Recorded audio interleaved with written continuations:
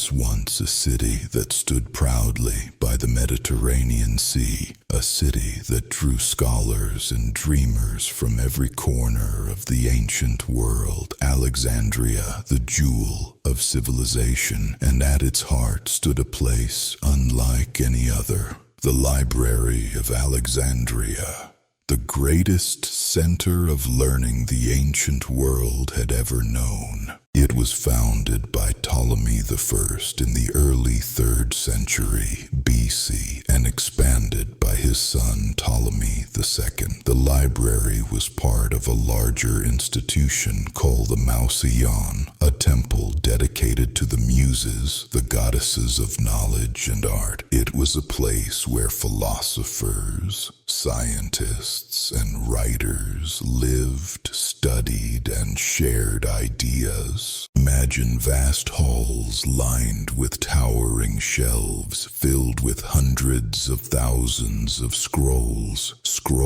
from Greece, Egypt, Persia, India, and Rome. Every ship that entered Alexandria's harbor was searched. Any book or manuscript found on board was copied. The original was kept in the library and the copy returned to its owner. That's how the library grew, until it became the largest collection of human knowledge in the ancient world. Here, some of the greatest minds in history worked and taught. Euclid, the father of geometry; Archimedes, who defined the principles of physics; Eratosthenes, who calculated the circumference of the earth with astonishing accuracy; and Herophilus, one of the first to study human anatomy. The library was more than a building. It was a living mind, a place where the entire known world came together in the pursuit of truth. But even the brightest lights cast long shadows, and in the year 48 BC, a war brought darkness to Alexandria.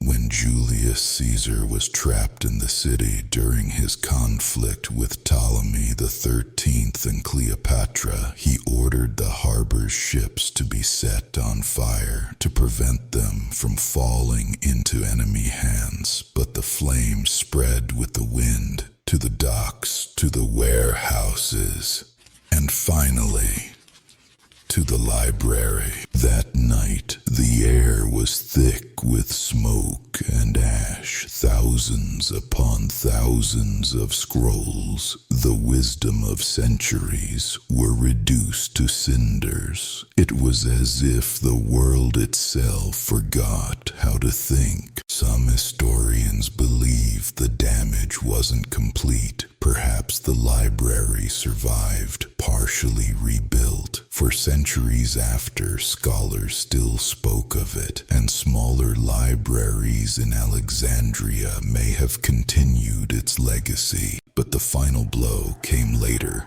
in the 4th century AD, when religious and political turmoil swept across the empire. In the year 391 AD, the Serapeum, a temple that held what remained of the library's collections, was destroyed under orders of Emperor Theodosius I. Religious fanatics saw ancient science and philosophy as threats. Books were burned, scholars were exiled, and the last guardians of the library vanished into history. So what exactly did humanity lose that day? Ancient writers spoke of scrolls describing the movement of the stars, medical techniques far ahead of their time, and machines powered by steam, centuries before the Industrial Revolution. Some claimed the library held maps of lands unknown to the Romans, and philosophical works that could have changed how we understand the universe. Imagine what we might have become if that knowledge had survived. But maybe not everything was lost. Some believe fragments of the library's works were saved, carried eastward by fleeing scholars to Baghdad during the Islamic Golden Age and later to Constantinople and Al-Andalus. The spark of Alexandria's wisdom may have survived, quietly shaping the Renaissance and the science that came after. Every time we light a candle for knowledge, we honor those who watched their own light fade into smoke. The Library of Alexandria did not die completely. It became a warning that truth, however bright, can still be silenced by fear. And somewhere in the ashes of time, the echo of those burned scrolls still waits to be read again. The greatest tragedy of mankind is the loss of knowledge.